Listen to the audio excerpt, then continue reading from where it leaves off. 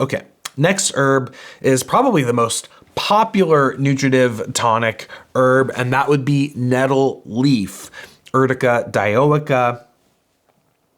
I think every herbalist, if it grows around them, should be out in the springtime picking nettle leaves, putting it in their soups, frying it up with their eggs, whatever. This is a great herb / food that is just a great herb, man. I mean, we got a lot of nettles growing around here. A lot of nettles on our property, specifically where we live. So we use a lot of nettles. We put it in a lot of food.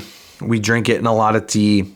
We use it a lot. And it's just incredibly nutritive, right? Very rich in vitamin C, vitamin K, calcium, carotenoids. It's very antioxidant, potassium. It even contains some serotonin. It's got actually some histamine. So even, neurotransmitter precursor material, neurotransmitters themselves.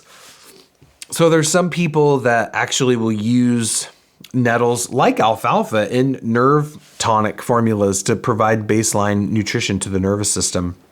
It's also very rich in silicic acid or silica.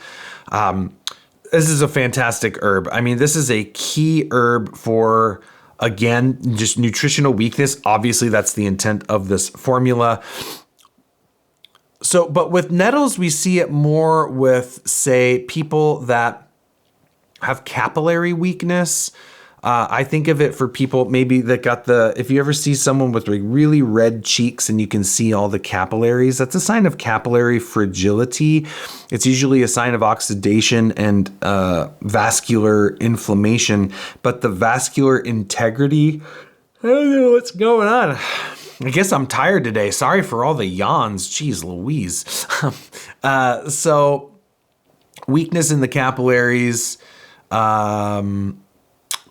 oxidation, bruises easily, cuts easily, paper thin skin, like people that, they like bump the thing, they get the bruise, or they like touch a thing and they get the scratch, it's like, whereas another person like, normally wouldn't scratch someone with normal skin. So their skin's like thin. The nails are weak and brittle. The hair is weak and brittle. Like all the structural tissues are weak, brittle, thin, papery. Nettle leaf comes in. It just strengthens all of that, builds all that up. Good, again, too, for blood deficiency. It is rich in iron as well. So it builds iron, builds blood, nourishes the blood, strengthens the blood. Also, as an anti-discratic alternative, cleanses the blood. So this is where nettles is interesting. And I guess we kind of see that dichotomy with the alfalfa too, where it can help with high cholesterol, high triglycerides, and metabolic stuff while also providing nourishment. Nettles is kind of similar in that it's, on the one hand, very nourishing and building and kind of anabolic in a sense, but it also acts on the other side of that spectrum as in that it's an alternative. It's diuretic, it's anti-discratic, meaning it cleanses the blood. Dyscrasias or blood dyscrasias, where it was an old term used to denote like bad blood or dirty blood, a need for alternatives and cleansing, detoxifying type remedies. But nettle's very focused on the blood. It's mildly astringent, styptic, very good for a little bit of maybe bleeding in the urinary tract.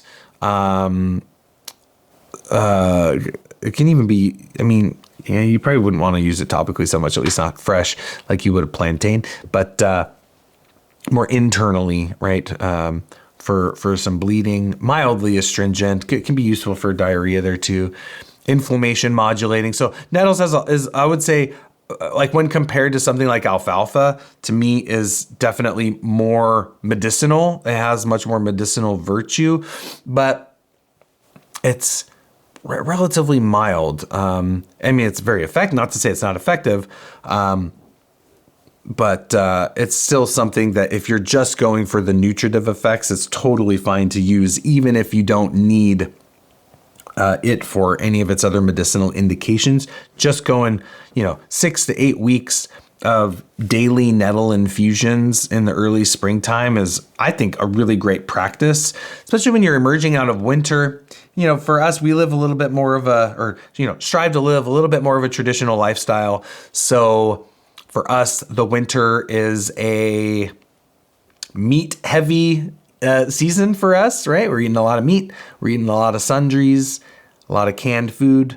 Not a lot of fresh food in the winter over here in Northwest Washington. So once those nettles come up, it's like, yes.